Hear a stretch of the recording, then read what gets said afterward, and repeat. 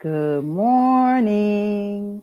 Good morning. Good morning. Good morning. I am Tamara Johnson Shealey. Good morning. It is a beautiful Friday morning. What is it? June 14th. Can you believe we're like a month, 6 months away from Christmas? It's like almost here. Let's see where my trusty co-host is. Let's see, Mr. David. Let's see who's here. Good morning, Good David. morning. Good morning, Tamara. Good morning, everybody. Good morning. How are you? I'm doing okay.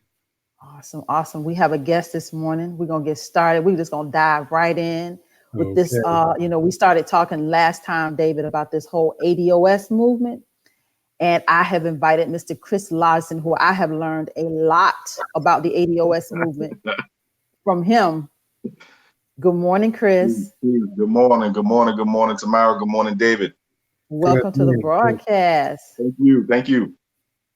What's going on? ADOS, Yeah. American Things are moving Descendants of fast. Slavery. Yes. ADOS, American Descendants of Slavery.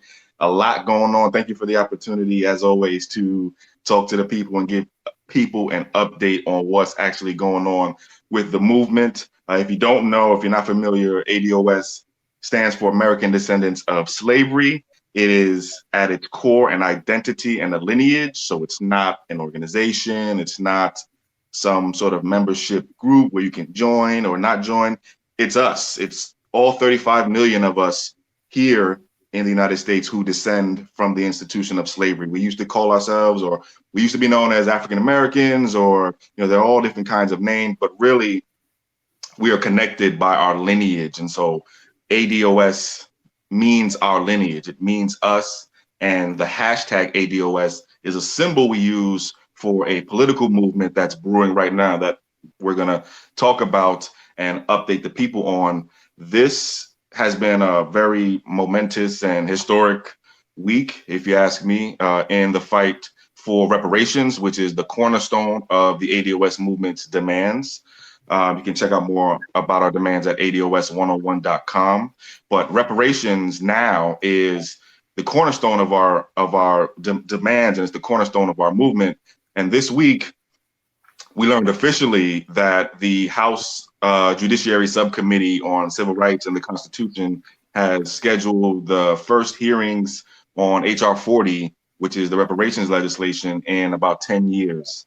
This is really a response to the pressure and the advocacy online and offline that thousands of ADOS have been putting on members of Congress in very recent months. I just want to put this in a little bit of context, right? So we started this year, really being very vocal and very loud, online and offline, to our Congress people, to our government, to our elected officials, holding them accountable and telling them we need, one, a specific Black agenda if you expect our vote this election cycle, but also that agenda must include reparations, because the racial wealth gap that we're very focused on and that we know is very, very important, that racial wealth gap begins in slavery.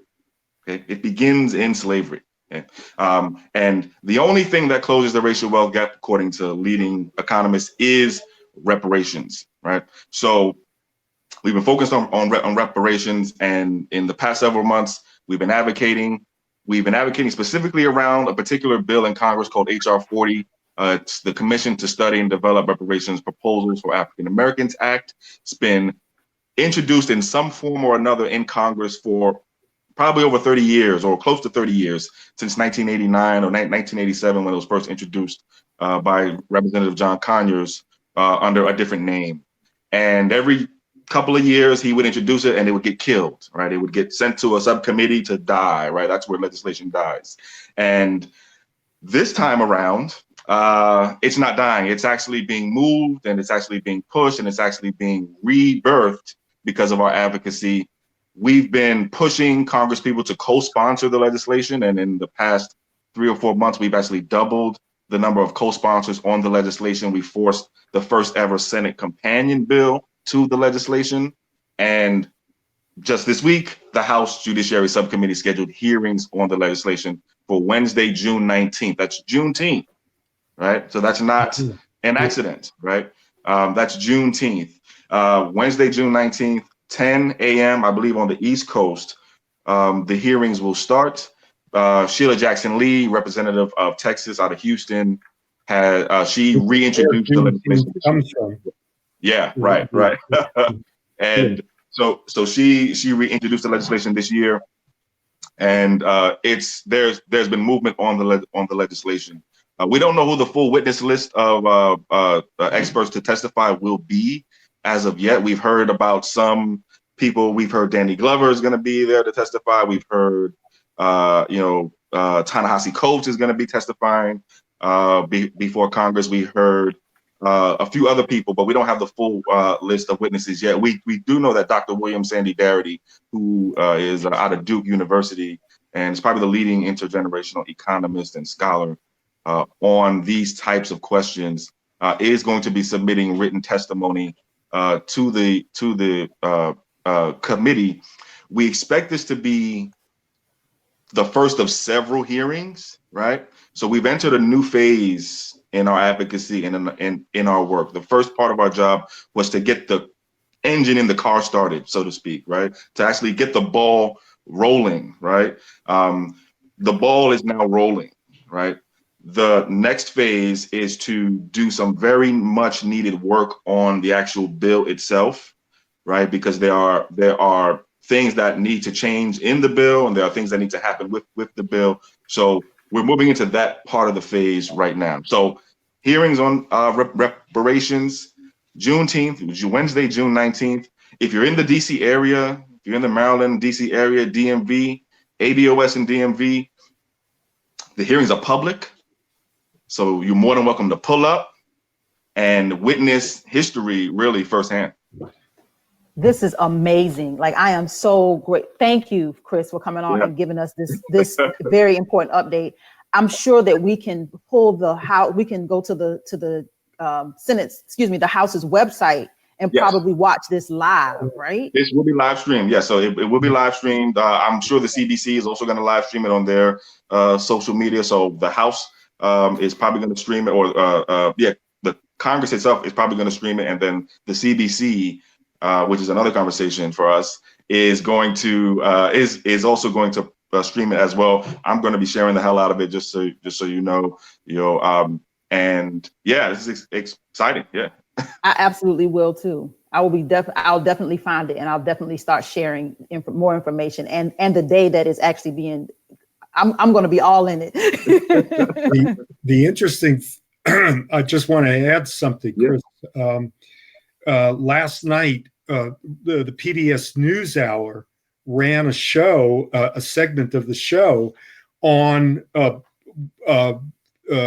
wealth gap, the racial wealth gap.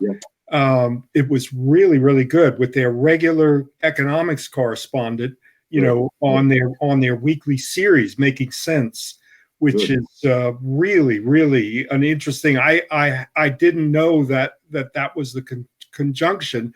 I may have missed the the moderator's introductory remarks, but clearly that the timing was not accidental. It wasn't coincidental. And it was a very good segment. It ended with this proposal about baby bonds that Cory Booker is now is the professor that was on there, African American guy. Maybe that's this Garrity, who you mentioned. Maybe the guy I mentioned was Dr. William Darity. He may have been on the segment. I have to check it out.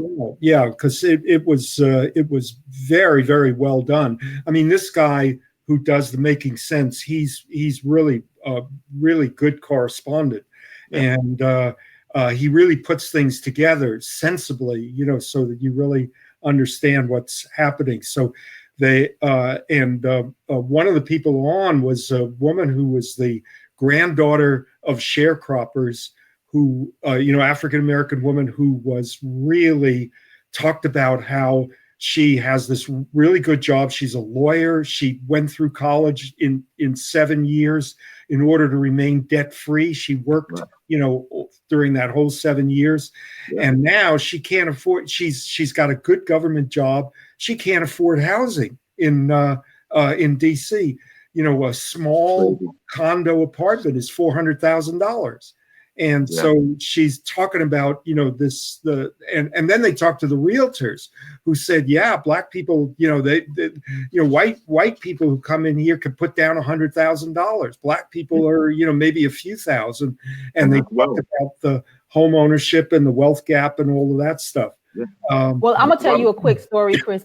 My family, my aunt used to tell me stories of growing up on the quarters, and you know, as a little girl, I didn't understand those stories that she would tell us. All the stories about growing up on the quarters, and this is my mother's oldest sister. She's like in her late 60s now, and I'm like, growing up on the quarters, you know, I'm thinking some little area, some subdivision. No, growing up in the slave quarters, like she remembers as a little girl. Yeah, growing up in the slave quarter. So that is what she used to call the quarters. Yeah, so yeah, that's amazing. And so yeah, so this is something that, you know, and sometimes you'll run into this this thinking that, well, you know, that was a long time ago, and you know, no, this is something, you know, we bear the cost now. You know, there's been we talk a lot in this movement about accrued disadvantage. It's a concept.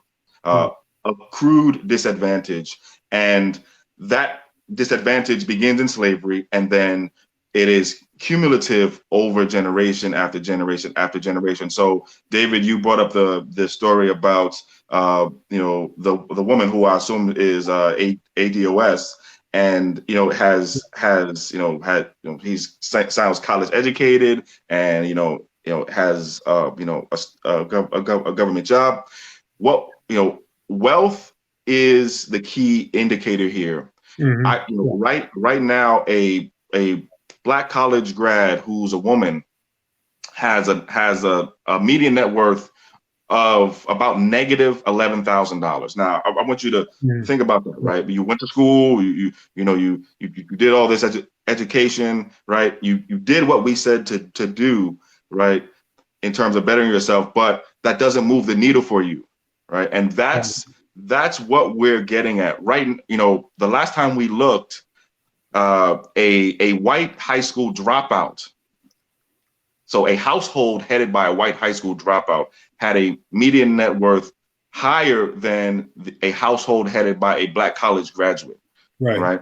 That is just, you know, that demonstrates, and you know, that demonstrates what we're talking about and why really the things that we say, you know, we need to do to close the racial wealth gap, you know, improve education and you know, improve access to healthcare and improve access to housing. That's all great, but that's not going to get at the specific and accrued disadvantage that ADOS have experienced. And so what we're demanding is a specific, targeted, corrective action from the government in the form of reparations. Yeah.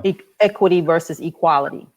Yes, because access only gets you part of the way, right? Access gets you part of the way, right? We're really talking about what the returns to wealth are. And that is structural. That's something that's structural, and that's something that has to be targeted and has to be corrective, and it has to be reparations. Yeah. Well, my role usually in this broadcast is to try to address ways to reach out to European Americans in relation to this. When you have that kind of information, the pitfall is that European Americans who don't have a moral compass, you know, are going to say, well, what do I care, right? I'm the one who's on top, and I think we really need to figure out ways to reach out to folks who are in the working class, along with African Americans and other people of color, but have messages sent to them that they're better off siding with the elites, you know, and I think we really need to discuss that, not necessarily you with me, because it's my responsibility, right? But it really needs to be raised, and I think there are ways to do that. which is one thing is that that these people, European American, 90% or more, or 85% are working class. They don't get out of the working class, with because of this relationship, this inequality. In fact, it probably drags them down. And So, with that, we're gonna end right there. We only had Yeah. Chris for the first 15 minutes. Chris, I want to thank Yeah. you. You are always a friend to this broadcast. Chris will be back, y'all. Mark I'll your be back. calendars. Chris will be Thank you, back both. the fourth Friday of this month to give us a full update on ADS, answer questions that you might have. You can find the website is ados101.com. It's on the screen. I want to thank you, Chris. We will see you on the fourth Friday. We look forward. We're going to be following these hearings. I will be sharing. There's a lot of work to do. And I just want to thank you for doing your part out in Sacramento, California. Yeah, thank you both. Much appreciated, David. Thank you, Tamara. As always, talk to you soon. Talk to you More- soon. Thank you. Power to the people. Power to the people, David. This is this ADOS movement is something serious. We're gonna bring in Mr. Ken Williams. He has he's been with us before. For those of you who haven't seen him, he's been with us before. He is a leading national expert witness consultant. Mr. Ken Williams, good morning. Good morning. Good morning, David. Good morning, Tamara. Thank you for having me. Good Good morning. morning. My gosh, you look handsome. It's amazing what you can do in 10 minutes, right? Yes, you did it, brother. What's going on in the world of policing, criminal justice reform? What's going on? I mean, unfortunately, ADOS, police reform, all of these things tie back to discrimination in America, which is long standing. And, some of the things that we have to talk about in policing, police reform, criminal justice spectrum is that we still have inequality. We have people who are being abused. Their constitutional rights are being abused. Just recently, the Department of Justice announced indictments against 4 police officers in the St. Louis, Missouri area because the officers attacked a Black citizen who happened to be a law enforcement officer who was working undercover. And in doing so, they falsely arrested him, used excessive force against that police officer. And the officer was just carrying out normal everyday duties, which were he was assigned to film protesters who were protesting a criminal trial that had just ended, that exonerated a police officer who wrongfully who was accused of excessive force. So the officers were out there to basically keep the peace. This Black law enforcement officer was working undercover. He's a 22-year veteran of the same police force. And while he was working undercover, taking pictures of protesters, the police attacked him. So, in America, where you can be a Black citizen, Black man walking around just taking pictures, minding your own business, not committing a crime, not causing any disorder, and you can be attacked by law enforcement, that should be something that wakes everybody up, regardless of your color. Because, in America, I'm a Black citizen. I'm a former law enforcement officer. I'm a retired homicide detective. I understand every day police officers go out into communities, all different types of communities, and they look for crime, and they're asked by citizens to solve crime. But when you have too many bad apples in the bunch, you're going to have the whole barrel that gets spoiled. Mm-hmm. And that's what's happening out in St. Louis.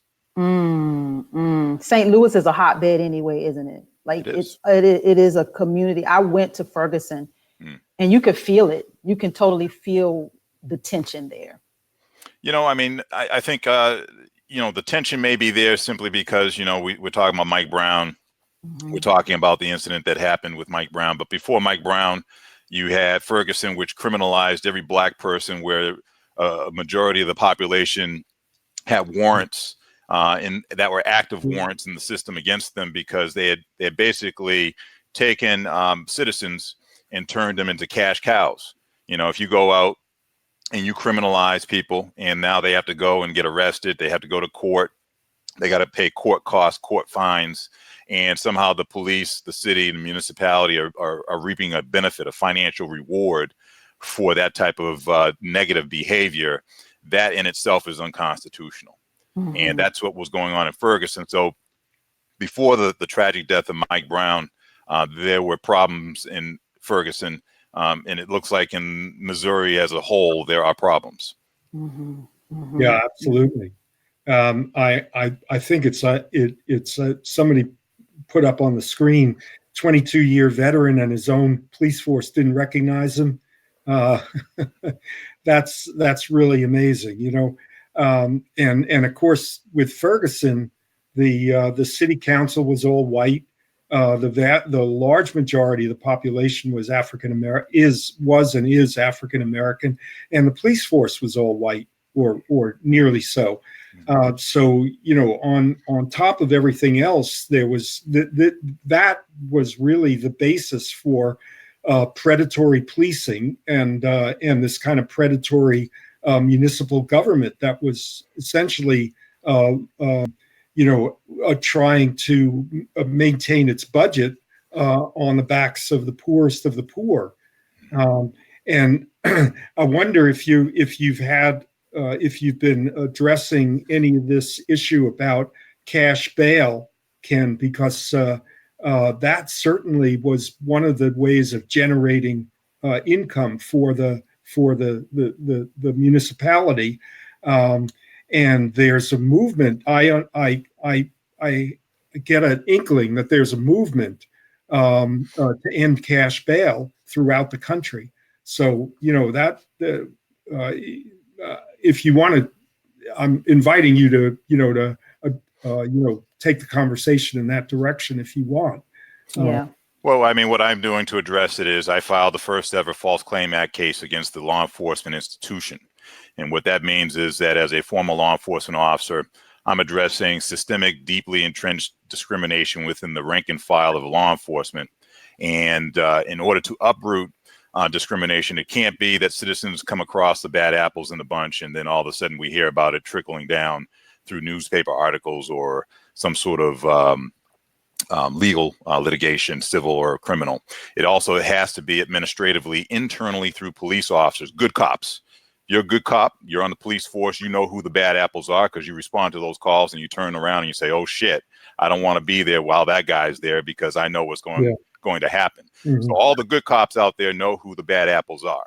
And we need to go and have it where, if we're talking about community and police, we need to have the community, the people of color who are being wrongfully accused of crimes, people who are being victims of excessive force, people who are being falsely arrested, officers who are filing false affidavits of arrest, going into courtrooms and applying false testimony. We need those good cops to also work with those good citizens and start to go and weed out the bad apples. And until we get that type of cycle going, we're chasing our tails on this problem. Right. It's an easy problem to solve. Is it fear, Ken, though? Is it fear, like retaliation and internal retaliation, that they don't fight? That they don't kind of do what you've done, be a whistleblower?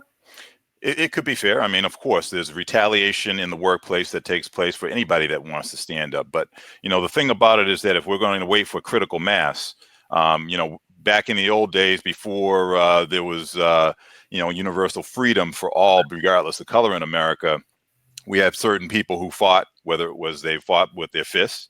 We had certain people who ran from the problem as best they could to the north, only to find out that they were still subjected to the same sort of treatment that may have been happening in the South. And we also had to go and have a civil war to end that. So if we don't want to have a civil war in this country, I strongly suggest that we reevaluate our situation, whether you're from Europe, you're from Africa, or you're a native indigenous to this land.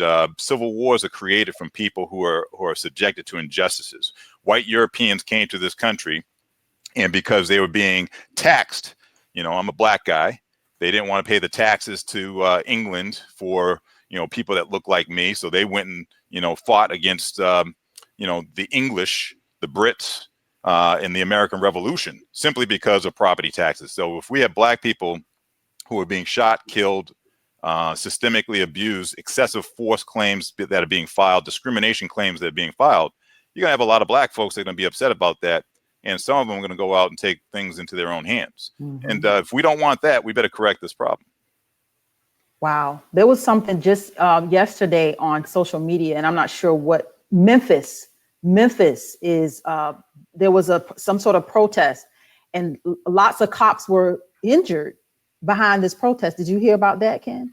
I haven't. I mean, there's so many different unfortunate stories out there. As you know, a former law enforcement officer, an expert witness and consultant, I get retained by municipalities. I get retained by individuals to go out and look at these things. So, you know, I'm up to my eyebrows in this stuff. It's the same process, same problem everywhere. And until we get to the root of the problem, which are those people who should not be in that job because they're unfit to serve. They're unfit to serve every member of every community. Just like in St. Louis, we have officers in the Department of Justice complaint that they're communicating with each other verbally by text. And the Department of Justice posted it up where they're saying that their pretext is to go out and harass Black citizens to go and put them in prison buses. Their pretext is to go out and quote unquote kick some ass after they get them riled up to go and give them a pretext to kick some ass, that they want to send them to jail, and that's going to be an awesome experience for them. So we have some people, some members in society that are getting these jobs in law enforcement that do not need to be there. They are unfit. But Ken, there also are structural problems, I think, with the police unions who tend to cover for these officers that are doing that kind of thing because they don't want civilian accountability. So even they're willing to protect officers, the thin blue line, rather than have the police departments responsible to and accountable to the citizens. So there's a problem with that, though, David. Yeah. And here goes the problem. You have Black, white, Hispanic, female, male cops that are all under the union umbrella. Right. And in America, just to go and show you how broken that system is, I don't have any problems with the union because the unions are there to go and protect the rights of each and every officer. Unfortunately, that means that they also are there to go and protect the rights of the bad apples that are being accused of something, right? So the union members pay their dues. And when there's a problem, they expect to have that protection. Be no different than going out and hiring a defense attorney, but you and I go out and commit bank robbery.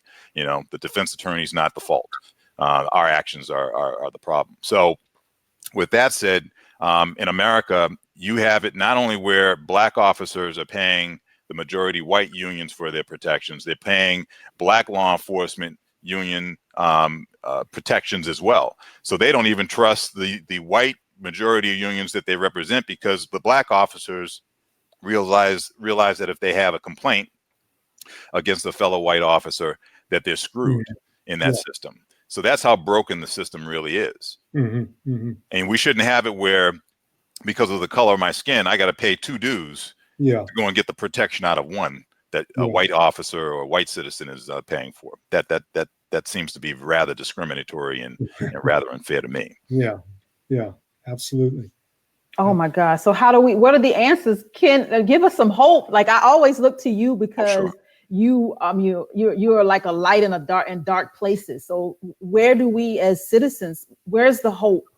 Because Black people don't trust police. And that's fair. And that, the history is ripe as far as examples as to why there is a distrust. And that's the reason why the Department of Justice in many of its consent decrees will put up that, formulating a trust between the community and the police is paramount if we're going to have crime in this country go down.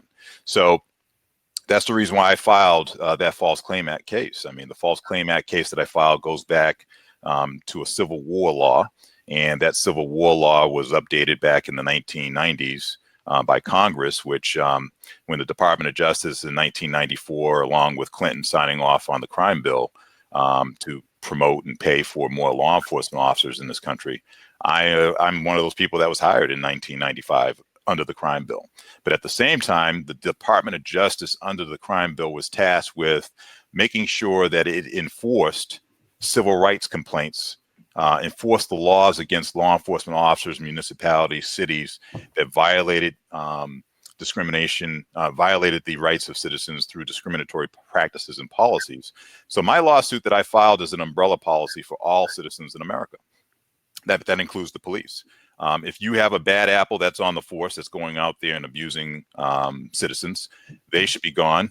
But if you have a bad apple that's on the force that is being protected by the institution that they work for, that means the chief of police, the municipality, which is aware of the patterns and practices of that individual. I mean, the municipality has to be aware of it. They're paying for that individual to stay on the job, even though they know that the person's unfit based on prior complaints, active complaints that they may have even settled.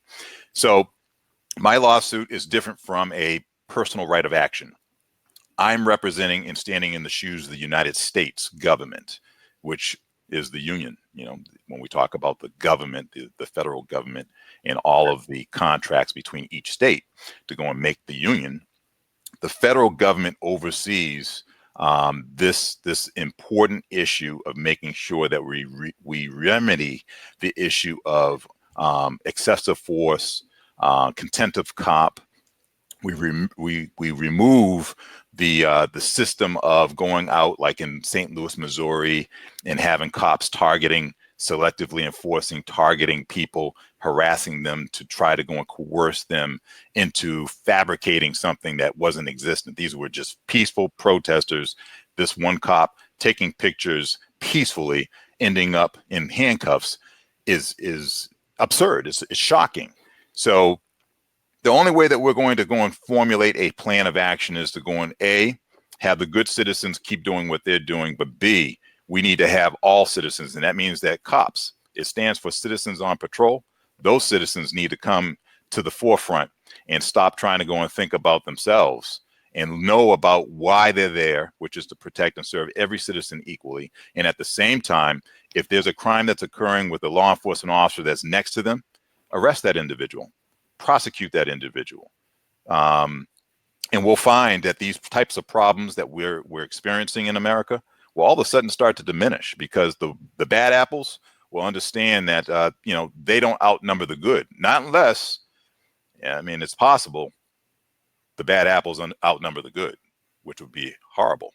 Yeah. So the police got to police the police in order for the citizens have to police the police, and the cops, the citizens on patrol, are citizens. So the citizens out there in the streets who are protesting these abuses, they're citizens. The cops who are hired as citizens to police crime, all of them, they're the same. There's no difference between the blue or the citizen that's out there paying the tax as a taxpayer, the person in blue.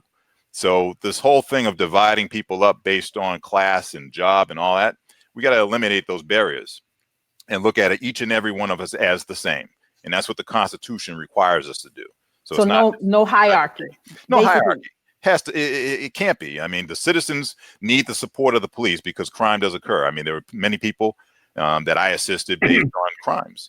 But at the same time, if I went out there and I abused people, how am I helping those same citizens that pay my salary? I'm not. And that's the reason why I'm saying law enforcement officers who are good cops, good citizens who are on these jobs, you must start to speak up more. You must do more. You can't wait for critical mass when we have a fire that's going on right now. It's ablaze in America that's called discrimination. There are many people out there that are sick and tired of seeing every single day someone being abused, having their rights abused.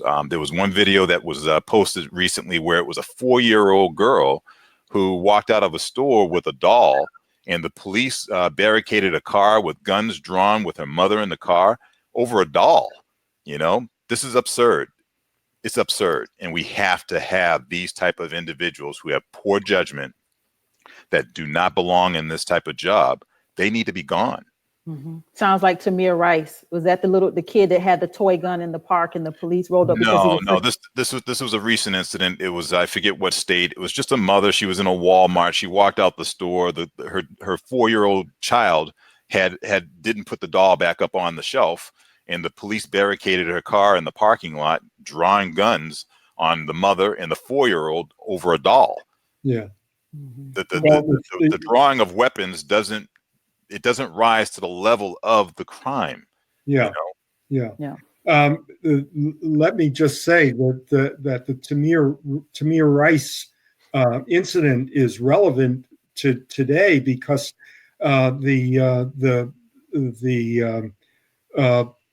Police Benevolent Association in Cleveland is trying to get that guy his job back, so there really is an awful dynamic that's going on. It's defending. I understand what you say about a union defending people's rights, but this guy was thrown off another police force before he was hired by Cleveland, and for the same kind of thing, ultra violent behavior. So there are people who are within the police ranks that are protecting folks like that, and I agree with you that there's that we really need to find a structural and institutional way to challenge what they're doing, and it does have to start with individuals. There are three things, and I want to make sure that people understand there are three things here that we're talking about. We're talking about the administrative procedure, which internally a chief of police can order his internal affairs division to investigate an officer. And that's one area that citizens can file a complaint against a police officer internally.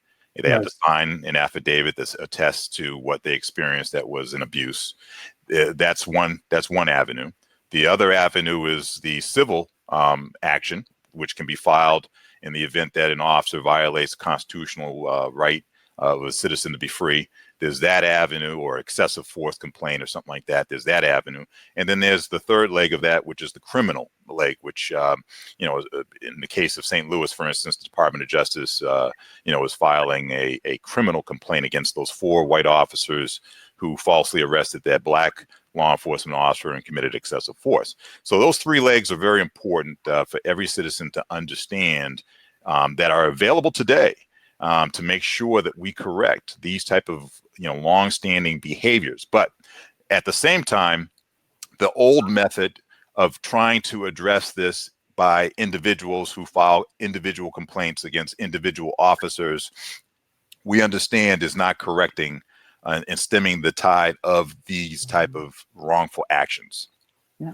That's the reason why, as an umbrella, let me just close it out. As an umbrella, the False Claim Act case that I filed takes care of the systemic abuse, deeply entrenched systemic cultural discrimination abuse that's taking place, instead of it just being individual cases. We should talk about civilian review boards also sometime next time when you come on. So Ken is going to be, we're like, drum roll please, he is going to be our second Friday. Every second Friday of the month, Ken is going to come back and give us an update on criminal justice reform, policing, anything that we need to know and stay abreast of. Ken is a leading expert, leading witness, am I saying it right? Leading national expert witness consultant. That was a long title, but I'm trying to get it right. Important people have long titles. I'm sorry, Tamara. You can find him at kwillservices.com. Again, every second Friday, we're going to be updated on policing and everything we need to know about criminal justice reform. We're going to refer to our favorite officer, Mr. Ken Williams. Thank you. I appreciate everything. I appreciate it. Thank you. Thank you, David. Thank you, Tamara. Have a good one. Thank you. All right, David, we have had a great broadcast, and guess who is in the house? Mr. Egberto Willies, Mr. Politics Done Right himself. Hello. Hello. How is everybody doing today? Hi. Awesome. Great. You guys are great. Those conversations that you had there were riveting, both from the ADOS and with Mr. Williams, I believe it is. Great conversation. Now, there's one thing that got to me when he talked about the police, and that is, I assume no police, irrespective of race, is on my side at any time. I don't mean that to be shrewd. I know we do need the police for our support. We need the police to defend us at most times. But interestingly, when he said something, the latter part that he said, when he said, or maybe they are, or most of them are bad, I'm going to tell you something. Implicitly or explicitly, my statement is most of them are bad, because I've seen too many, irrespective of race. I've seen there's a new incident that just came out where a cop was trying to get a black kid in a car to move his hands so that he could shoot him. It was clear that that's what the officer was trying to do. Put your car in gear. He has a gun. Put your car in gear. he has a gun. Wait a minute. The guy has two hands out. The police officer is saying, put your car in park, because, and then while he's telling the guy, put your car in park, he has a gun. The guy was smart and he said, sir, my two hands are out. How can I possibly have a gun? The police officer was looking for an excuse to shoot him. But here's what got me the most upset about that video. Behind that white police officer, there was a black police officer. And that black police officer had nothing to say, and he was just as vicious with the kid as that white police officer. The blue thin line, or the thin blue line, or whatever they call it, is alive and well, and it knows no race when it comes to attacking people of color. I saw the video, Egberto. So it's like the whole time it gives me chills to think about if that man had taken his hands out, he had them outside of the car window. If he had taken just one hand and put it into to put that car in whatever gear he was asking him to do, he was going to be killed. And you notice the police officer had already done it premeditatedly. He said he has a gun. And he said, he kept saying, I don't. He had both his hands out the window. Exactly. And they said, if you want this car in park, somebody else better come and put it in park. You're going to be able to see my hands all of the times. That kid, I don't know if that kid was up to no good or not. That's not my concern. My concern was what the officer procedure was doing. So anyhow, not my subject, but I just thought, given that you had the police officer on, I wanted to mention that. That said, the national politics of the day is my favorite political person, or one of my favorites, Alexandria Ocasio-Cortez. She has, that recently the Democratic Congressional Campaign Committee, the DCCC, they've said that any progressive or any person trying to challenge a incumbent anybody helping them would not get the support of the DCCC. So therefore, any progressive that said, I want to run against an incumbent would not receive any support. Any organization that is supporting that candidate would not receive any DCCC support monies or anything. In other words, they're saying progressives need not apply, and those people who own those seats, they own those seats, will remain. Well, you know what? You always have to be careful when you decide to play your hands. Because right now what happened is Alexandria Ocasio-Cortez and her movement have started what's called the Movement School. And that Movement School, which is a part of the Justice Democrats. I know, Tamara, you're aware of who the Justice Democrats are.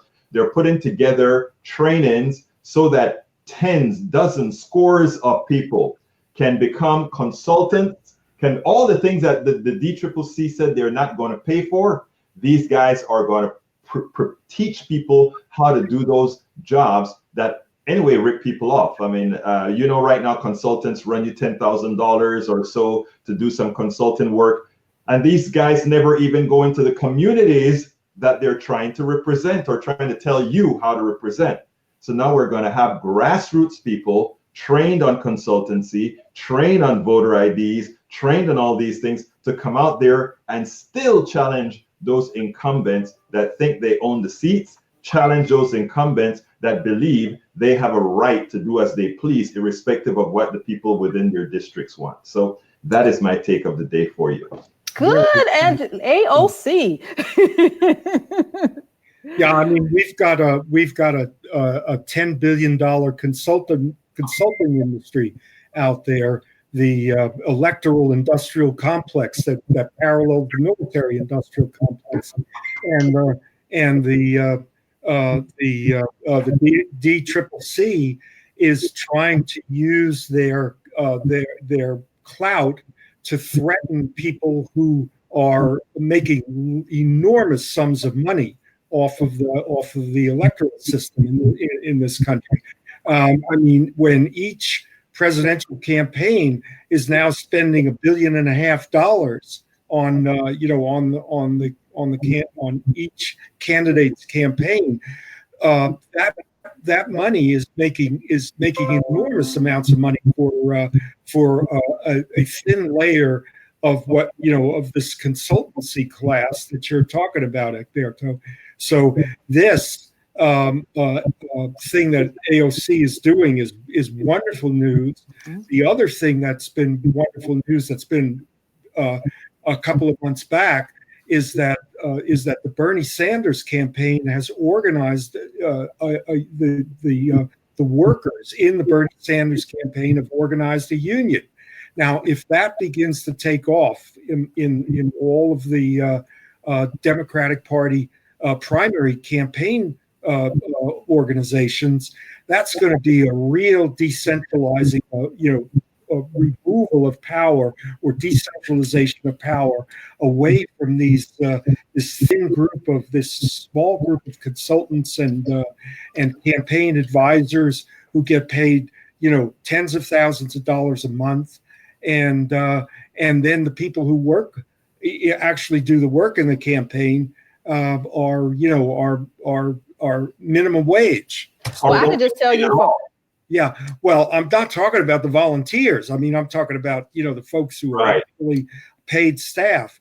Those folks are now going to be unionized, and at least in the Sanders campaign. And I think that's going to put tremendous pressure on the other what do you call it, primary, candidates to give that kind of support. I can tell you one thing. When I ran for office, I was actually kind of courted by the DCCC. I'll say kind of courted, because I don't think I made the cut. I think they saw very early on that she might not play by the rules. So I didn't really make the cut. Yeah.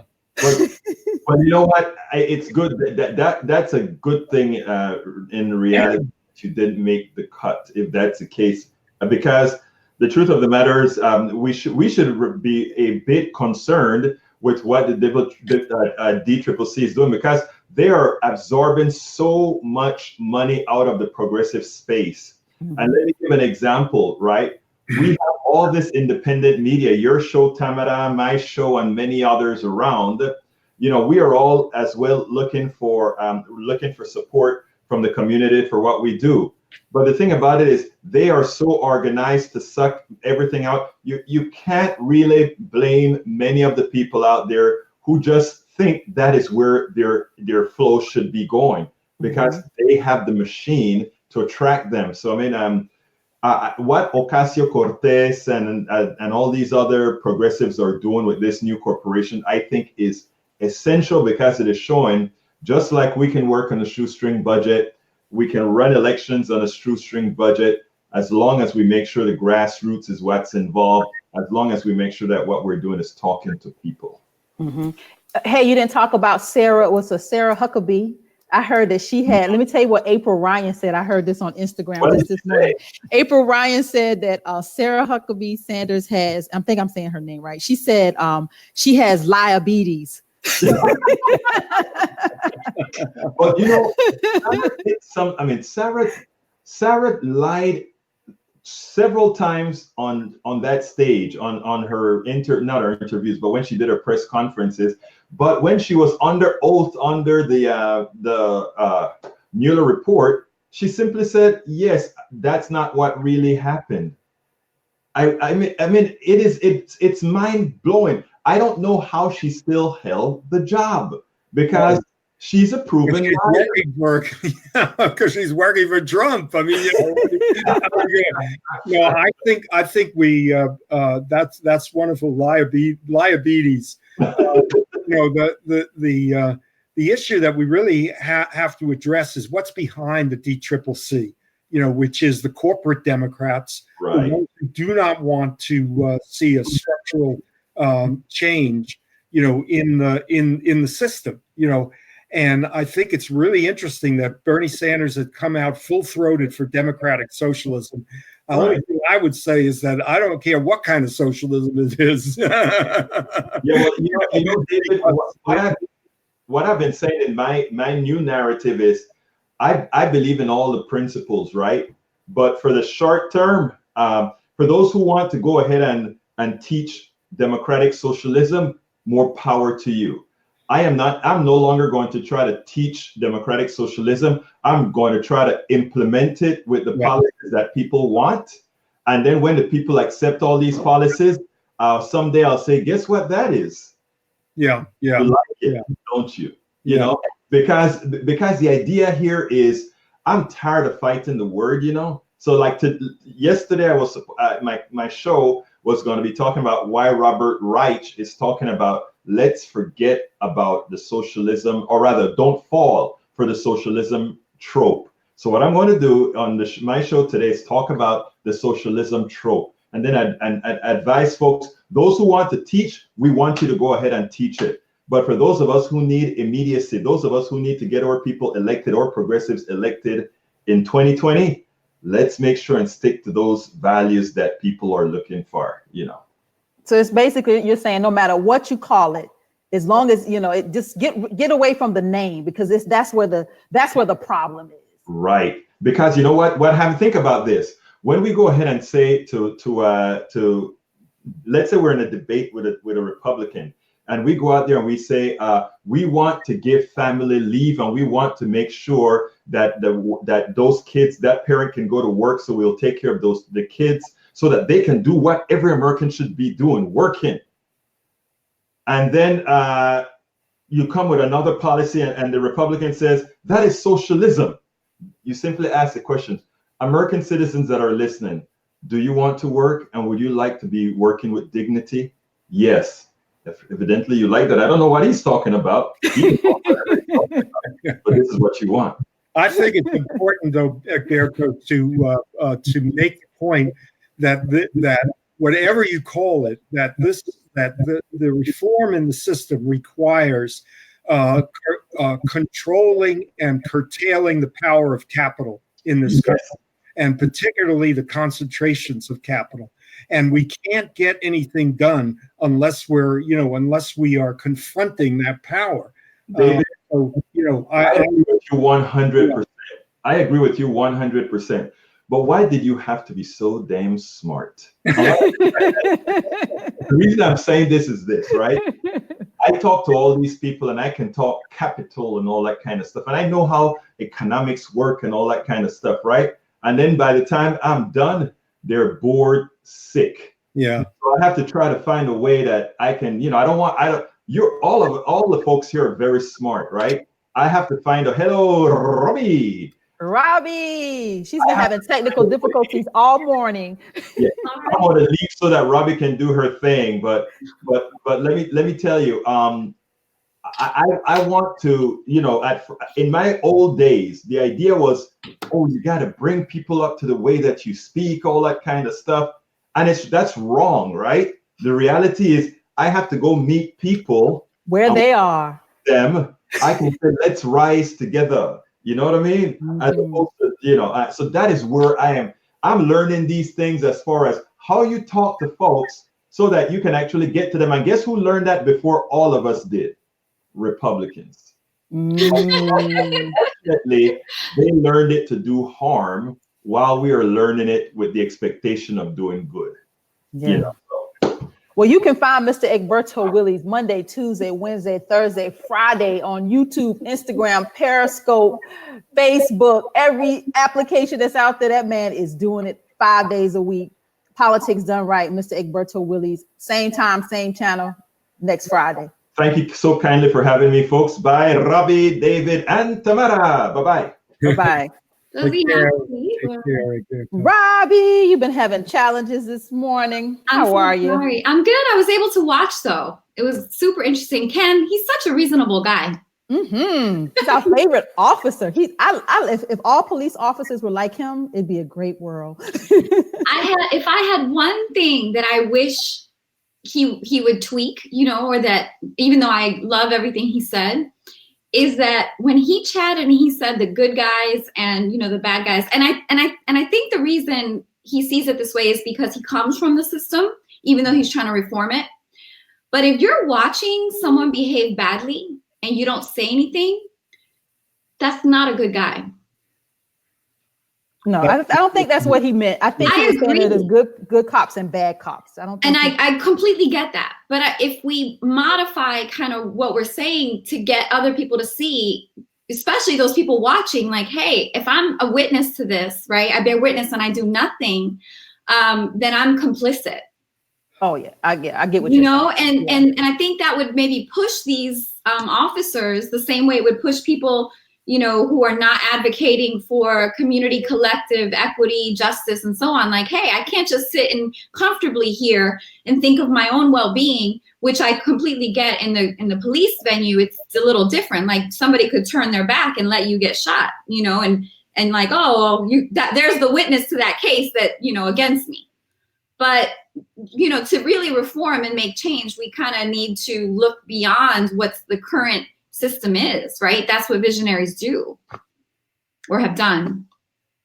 Well, bring us up to speed. What's going on in the ATL? It's been hot. I heard some things. Yeah, well, we finally got funding for an ethics office. Our elected officials, specifically city council, demanded it, which is really important because it appeared that it was just going to be the appearance of, you know, compliance, you know, review, oversight. But if you put it in office and don't give it a budget, then what can they really do, right? Mm-hmm. So city council demanded a budget, and our mayor issued a budget, $800,000, I believe. So I'll put so that's a good step. That's a very good step. And actually, to what y'all are all talking about today with, you know, ADOS, and is it ADOS or ADOS? ADOS. ADOS, okay. And what is the DCCC? What is that? Democratic Campaign. I'll tell you, Democratic. Go keep talking. I'll bring it back. Democratic Candidate Campaign Committee. I think. Congressional campaign. Congressional. Okay, because I was listening to all y'all. I'm like, they're talking their politic language, and I don't know I didn't know what that meant, but regardless. Acronyms. So between ADOS, the African descendants of slavery. Okay, so American descendants of slavery. Thank you. So I was listening to everybody and just kind of tying it in, and we had an incident in, I want to say Midtown by Piedmont Park, downtown. Yes, exactly. We all have to speak out, you know, and if we speak out together, we're safer actually. And I don't know if I agree with that union thing either, because I get that they're defending, but if the union is to protect the community collective for the union, you only do a disservice to your own membership by protecting dirty cops. And I'm sure that they have, you know, some type of, you know, document that they're supposed to abide by. I think maybe we, you know, forget about the documents. It's the same principle that every visionary has argued, you know, MLK holding the constitutional America accountable to the Constitution, equal rights, equal citizenship, and then the application of that. But that being said, we had an incident in Midtown, and apparently there was a Caucasian woman on a bike in a bike lane. And these birds, I don't know if these birds, scooter things, she said, you know, I need to pass, let me out the way. And long story short, instead of passing, the male put the scooter in front of her. She fell, broke her ankle. Somebody videoed it. There's a shot of the scooter. And the bird company will not release the name of the individual who rented it. And it brings an interesting, you know, it brings up all these topics to what y'all are talking about, because the person, they have a shot of him and he is an African-American male. And you got to wonder, and I see a lot of these incidents escalating. You know, I see a lot of these incidents happening, like the one in Perkison Park. That video, by the way, with the incident with the police officers, the water balloon fight and so on, 170,000 views. So we really should consider how we are, the lack of addressing the inequities are really affecting us, not only systemically, structurally, but in our individual lives. People are mad. Why would someone take a bird when the woman said, pass out, you know, I need to go by, and purposely put it in the way, you know, of a bike where she's injured? Think about that. And as someone who can pass, you know, I take that seriously. And I think David should too. Like, David is an ally, you know, I can pass. When I'm walking to the MARTA, I don't want somebody to think that I'm in this group, you know, of people who are delusionary. You know, I think you mentioned Sarah Huckabee, like she lies. They believe those lies, you know, so that's why it's so convincing sometimes to people out of that circle. And we really need to contemplate this for all of our well-being on an individual level. to your point, David. So I just wanted to mention that. And I know we're at the top of the hour. And the last thing is there's this awesome article that I saw. It's I'm going to put it up. It is so comprehensive. It discusses the problems in inequity. It goes to every level of it: housing, police, jobs. Yeah, I mean, you name it, every level. It's a really long article, but it's great because the basic premise is, what if we've been thinking about everything from an opposite paradigm, and we need to shift that paradigm to create a new system that works for everyone. It's exactly what you've been talking about, David, but they got it like down packed with facts and well organized, well written, and a conclusion. And I think it really can be a premise for where we can work from. All right, well, we are at the top of the hour. What a great broadcast. I want to thank my trusty co-hosts, Mr. David Slavin, Miss Robby L. Caban. You can find us right here every Friday with more up-to-date, keeping you in the know. I am Tamara Johnson Shealey. You can find out more about the ADOS movement at ados101.com. Mr. Ken, who will be back every second Friday at kwillservices.com. Always, Mr. Egberto Willies, Politics Done Right, everywhere on social media. You can find that man. He's doing it big. Mr. David, right here on Facebook, Acknowledge the Divide, where he talks race, racism, and race relations. Miss Robby at the MPU Resident Public Forum, right here on Facebook as well. And I am Tamara Johnson Shealey. Find us all at tamaraforgeorgia.com. We'll be back next Friday, same time, same channel, right here, 11 a.m. sharp. See you then. Take care, folks. Power.